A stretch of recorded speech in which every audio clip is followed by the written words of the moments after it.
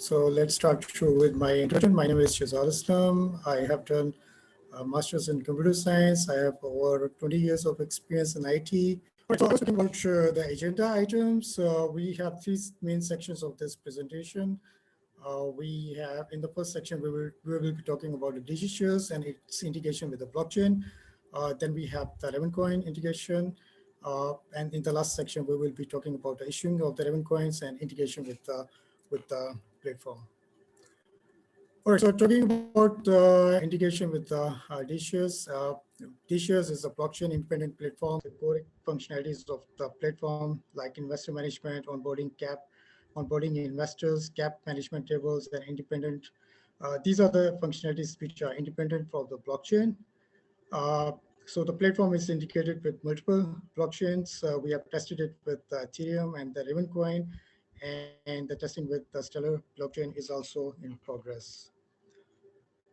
Talking about token management into the platform, the DigiShares can manage and track multiple share classes within the same project. DigiShares can connect and track security tokens with multiple blockchains, including Ravencoin. So you can see in the screenshot, in this particular company, we have set up the company with two share classes. One share class is connected with Ravencoin, and the other share class is connected with another blockchain. So the platform is connected with the blockchains, and it is tracking the assets issued to the company as well as to the investors. It's tracking it with the blockchain.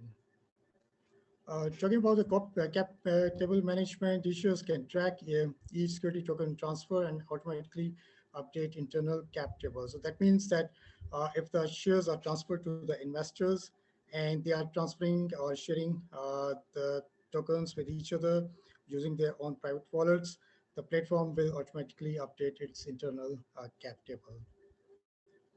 So that's the integration with DigiShares. Let's talk about a little bit Ravencoin.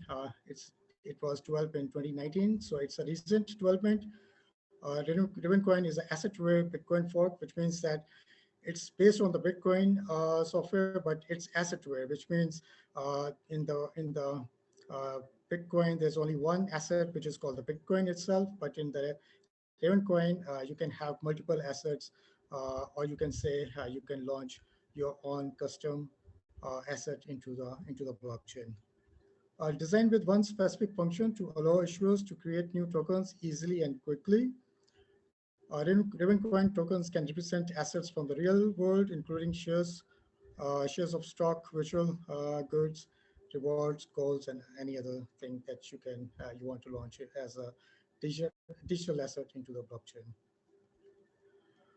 The comparison with the other blockchain, Ravencoin network is similar to other platforms like Bitcoins. However, Ravencoin is designed to effectively handle the creation of new tokens.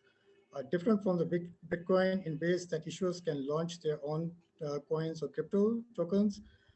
Unlike Ethereum, there are no smart contracts to launch new tokens, as token creation is part of the Ravencoin network itself. So you don't have to deploy any smart contracts because the token creation is part of the network itself.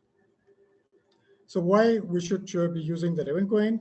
It has a built-in infrastructure to launch new ICOs, NFTs, and security tokens.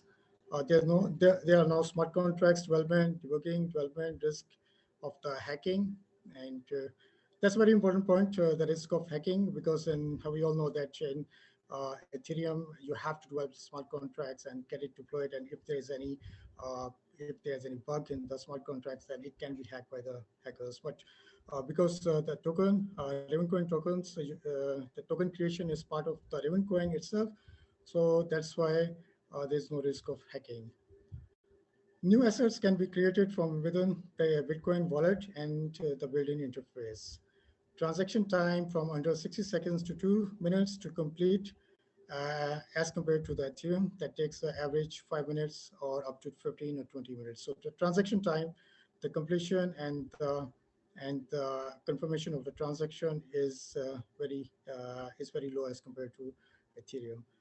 The second point is that the low transaction fee, around 10 cents, I guess, and Ethereum, with Ethereum, it's about 0.5 or higher. So that cost difference is a little bit would be a concern at when the issuers start issuing a lot of tokens and transferring to the investors. So that cost difference will make a lot of difference in a long run. The next thing is setting up the restricted token. In Ravencoin, security tokens are called the restricted assets. And issuers can set up ICOs, security tokens, using their own wallet or using the DigiShares built-in token studio. I mean, there are two ways of launching the tokens into the Ravencoin, either using the wallet services provided by the Ravencoin, as you can see on the left side, on the right side. There's a screenshot, but we are also developing internal token studio through which you can launch the tokens within the DigiShares. First, issuers must set up their wallet and get some Raven coins. Uh, I think the current market price of the Raven coin is zero point 0.1 Raven coin, and total 3,000 Raven coins are needed to issue a restricted asset. And this is a one-time setup fee. To set up a new restricted asset into the Raven coins, you have to set up three major main assets to fully complete the deployment of the restricted asset into the Ravencoin. The first one is the main asset, and then based on that, you have to create the restricted asset and then the call for assets. The cost of each launching each asset is given with it. Okay, once the assets are created into the Raven coin, the next step is you can also link the share certificate with the token. It is mandatory to link legal documents and share certificates with the Raven coin in blockchain. The legal documents should be uploaded to the IPFS. IPFS is another peer-to-peer network in which you can upload the documents. Usually, the blockchains like Ethereum and the Raven coins, you cannot upload very big documents, so you need to upload it into IPFS. So once you upload the documents into IPFS, you can get the link and connect it with Raven coin. So while creating the restricted asset, issuers can attach legal documents and share certificates from the IPFS. Issuers can also change the links to the uploaded documents in IPFS. A link to platform can also be attached to the Ravencoin data field where investors can log in with his account and view his own share certificate within the DShares platform. The next step is setting up the DShares with the Ravencoin. So once the restricted assets are deployed into the Ravencoin, the next step is to set up the link with the DShares platform. If the built-in token studio within the DShares is used to create a token, then the DShares can automatically set up this link with the asset in the blockchain. Otherwise, I mean, there's a simple step of linking that asset into the blockchain with the DShares platform. After this setup, everything can be controlled from the DShares, including minting, burning, and whitelisting investors within the DShares platform. Minting new tokens or shares is standard blockchain operation that can be performed within the DShares. New tokens can be created or minted and then issued to the company account, or you can directly transfer it to the investor's wallet. Tokens can only be burned from the company account. So once the tokens are transferred to the investors' private wallets, you can burn those or delete those tokens.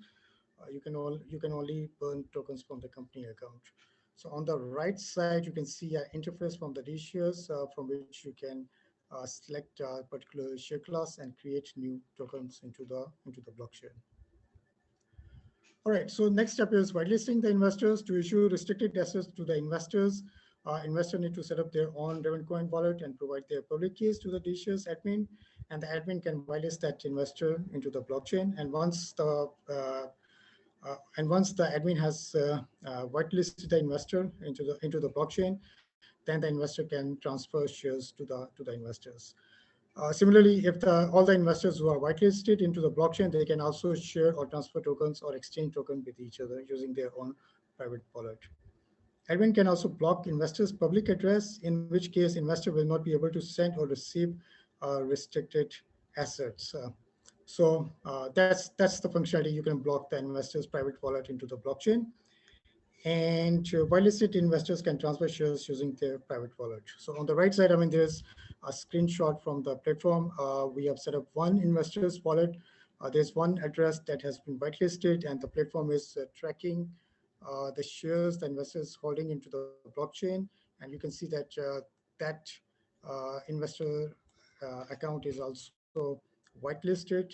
And you can see that, I mean, there's a block address. If the admin clicks this button, so that will block the investors this particular address into the blockchain, and the investors will not be able to receive or send tokens out of this wallet. All right, so that's the whitelisting functionality into the platform. Transferring the shares, DigiShares support both on-chain transfer of the shares as well as omnibus approach. To transfer on-chain shares, investor need to set up his own private wallet, and admin needs to whitelist his wallet. The tokens can also be transferred off-chain, in which case the tokens are transferred within the blockchain without physical movement of the shares into the blockchain. So if you have the investors who cannot have their private wallet, or they cannot operate crypto tokens, so within the platform, you can transfer the shares to the investors in the from the Omnibus account. That transfer is only handled within the platform, and it's not an on-chain or physical movement of the shares into the blockchain. So that's it. That is the end of my presentation. Mari? All right, I'm back. We have a few questions for you. So the first one is from an anonymous attendee, and she is asking how DigiShares are going to integrate with other blockchains such as Polkadot, Quarter, and so on. Yeah, DigiShares is, as I said, that DigiShares is a platform independent platform. You can say, I mean, we have a layered structure, or you can say components that we can build up and integrate with the other blockchains. So the functionalities like investor onboarding, registration, and transfer of the shares, that is all shielded from the blockchain implementation. So we can connect not only one blockchain, you can also connect multiple blockchains within the same platform. Right now, we have tested the blockchain, the platform with Ethereum and Ravencoin, but the Stellar blockchain is also integration with the Stellar blockchain is also in progress, and we can also integrate with other blockchains. So it's quite straightforward. Correct. Yes, very nice. The next one comes from Steve B. He says that, does Ravencoin network stands for the same as the new to be deployed Polymath network?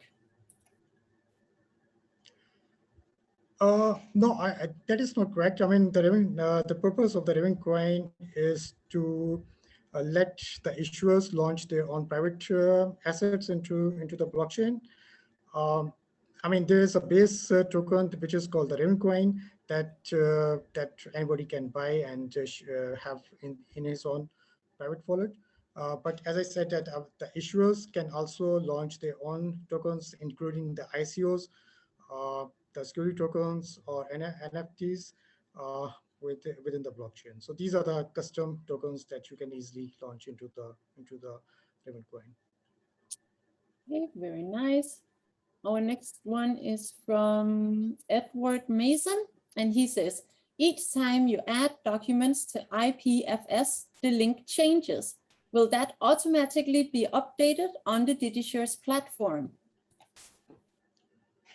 Well, currently, I mean, we don't have that automatic updations because the platform cannot track or, I mean, find out that what new documents has been uploaded. So once you upload the documents, the legal documents to the IPFS, you get the link, and then the setting up the link within the blockchain, within the platform is very, very easy. You just open up the admin panel and change the link to the legal documents in IPFS.